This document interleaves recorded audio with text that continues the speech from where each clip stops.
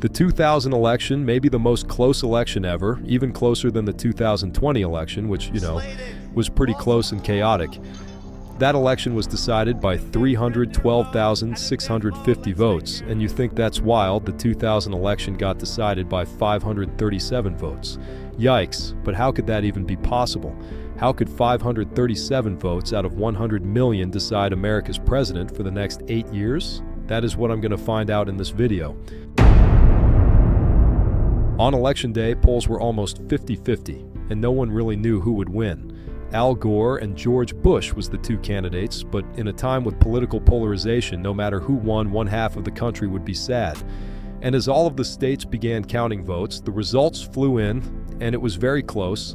In America, the election is kind of a winner, takes all thing. Let me explain. There is 50 states who each have a certain amount of votes in parallel to their population. Either candidate needs 270 electoral votes to win. At the end, George W. Bush had 246 electoral votes, and Al Gore had 249. But wait, you may say neither has 270, and there you would be right, see, because it was so close, 3 states still had not chosen a candidate. And the states that were left was Oregon, Wisconsin, and Florida. Since Oregon and Wisconsin didn't have enough votes to grant either 270 votes, Florida would decide the election.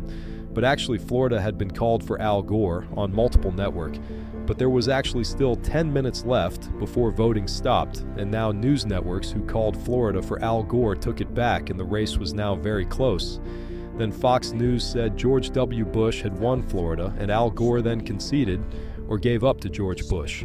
But then Al Gore took it back when he saw that George only have won Florida by 1,784 votes, and a couple days later, Bush's lead was down to 327 votes.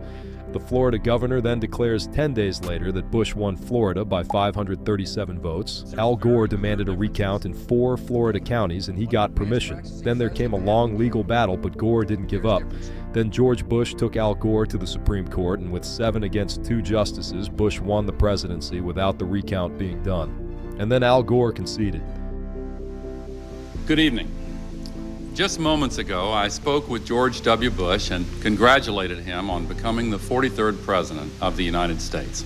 Let there be no doubt, while I strongly disagree with the court's decision, I accept it. I accept the finality of this outcome, which will be ratified next Monday in the Electoral College. And tonight, for the sake of our unity as a people and the strength of our democracy, I offer my concession. The whole world had been following, and finally the election was decided. But because of Bush's controversial presidency many years later, the topic is still argued, and we will never know the real winner of the 2000 presidential election. Hey guys, thanks for watching this video. Please help me out. I'm a new channel, and I would love for you guys to subscribe, like, and comment on this video, so I can keep on telling you guys about American politics and news.